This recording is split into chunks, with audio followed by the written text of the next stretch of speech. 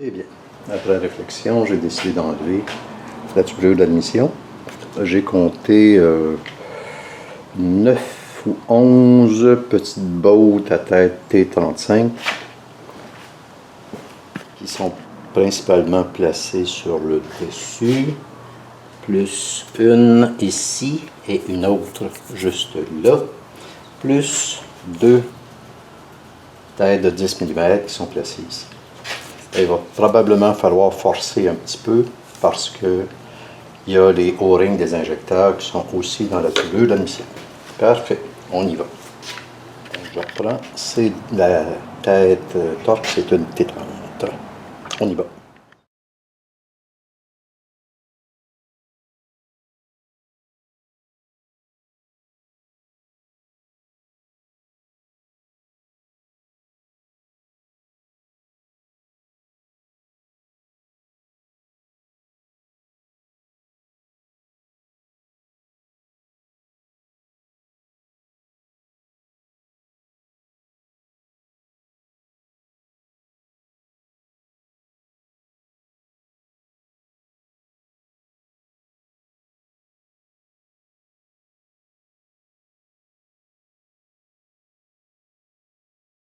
Bon, une fois toutes les autres enlevées, là on a une Torx à 12 pins. D'après moi, c'est du T45, mais 12 pins pour la tête de botte ici. Et en dessous, ici, on a une douille de 13 mm. Je m'y mets.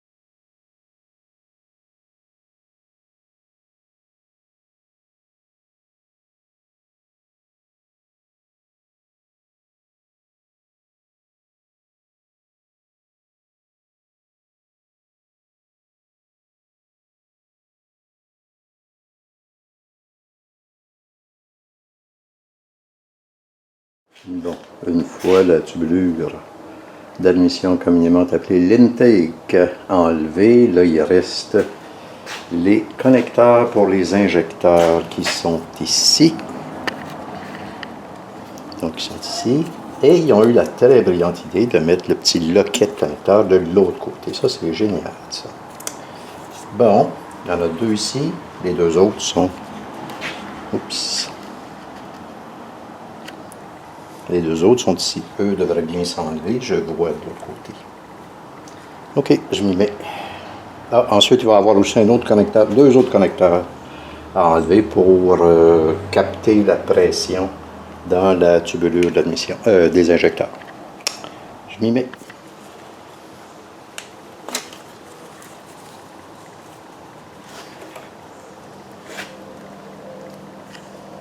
La façon d'enlever ce connecteur-là, en fait, on dirait qu'ils ont fait affaire avec des compagnies différentes pour chaque connecteur.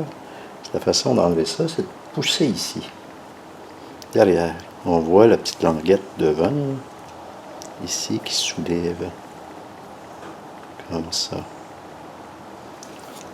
Oh là là! Oh là là! Là, il en reste d'autres à enlever. Dont une espèce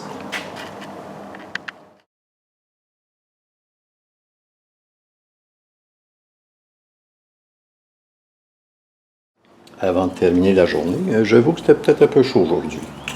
Donc, j'ai enlevé les filages, les coides de fil pour les bobines d'allumage avec un outil comme celui-ci, parce qu'il faut pousser sur la languette vers l'extérieur. Donc, et ce faisant, la languette se soulève de l'intérieur. Je m'aide aussi d'un autre petit tournevis pour le décoller, parce que ça fait un certain temps que c'est là. Donc, comme on peut voir,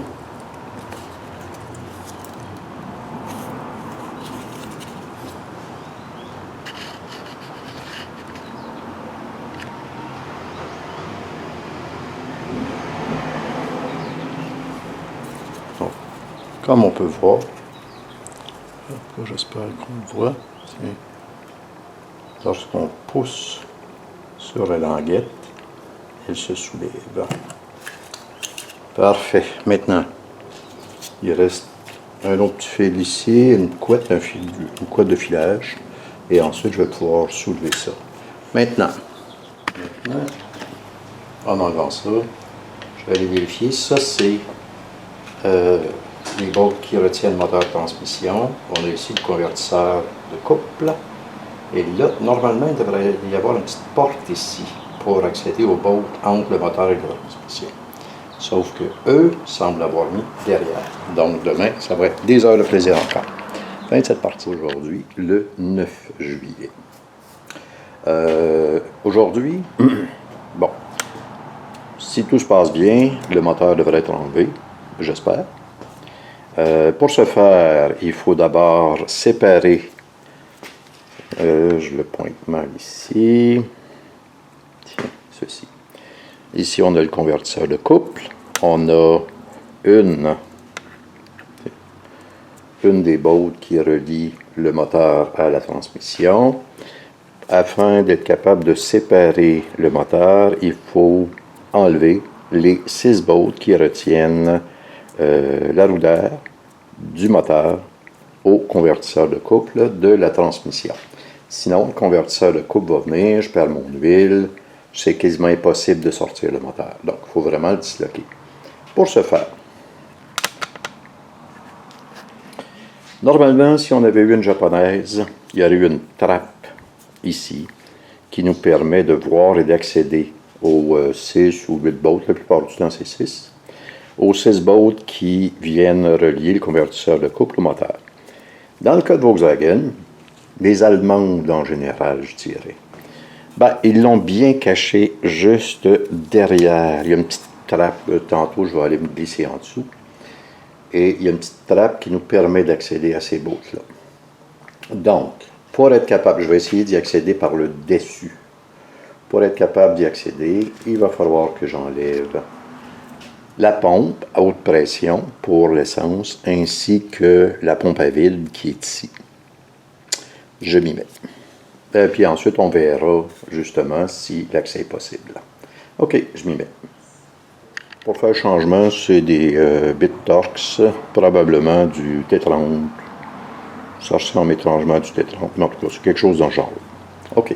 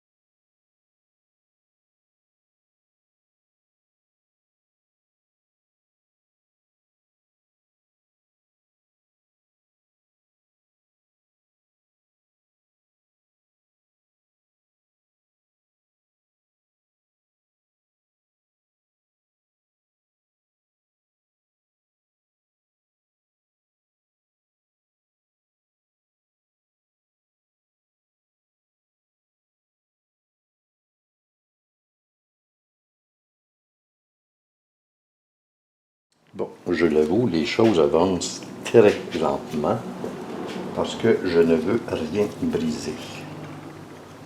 Donc là, c'est la séparation du tuyau.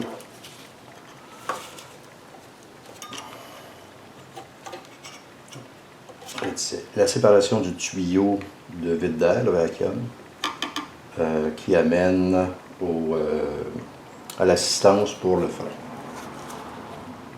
En fait, ce qui fait que c'est si lent, c'est que je ne veux rien briser. C'est comme c'est pas un moteur que j'ai fait jusqu'à maintenant. Je le connais moins bien. Je préfère marcher sur la pointe des pieds que briser des choses. Là. Le meilleur exemple, c'est encore ceci. En théorie, on tire le dessus, ça y est. En pratique, une autre paire de manches.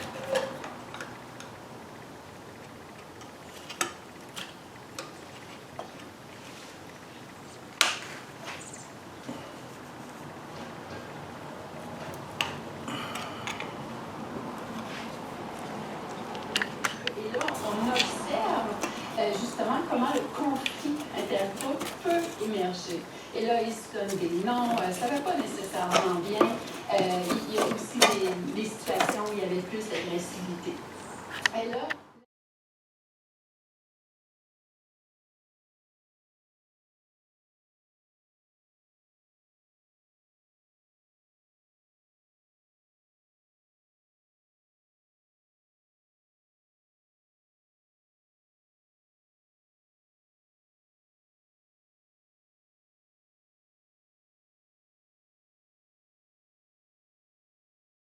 Bon, parmi les choses qui avancent, j'ai enlevé ici l'espèce de gros tuyau d'air pour le turbo.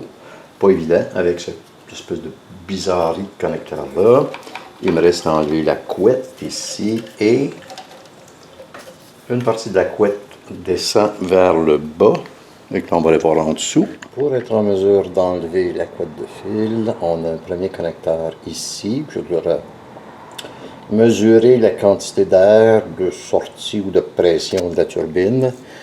Et on en a un deuxième. Pas évident à filmer. Là, j'ai le doigt vis-à-vis. Bref, il y en a un deuxième juste ici, en haut, là où se trouve mon doigt.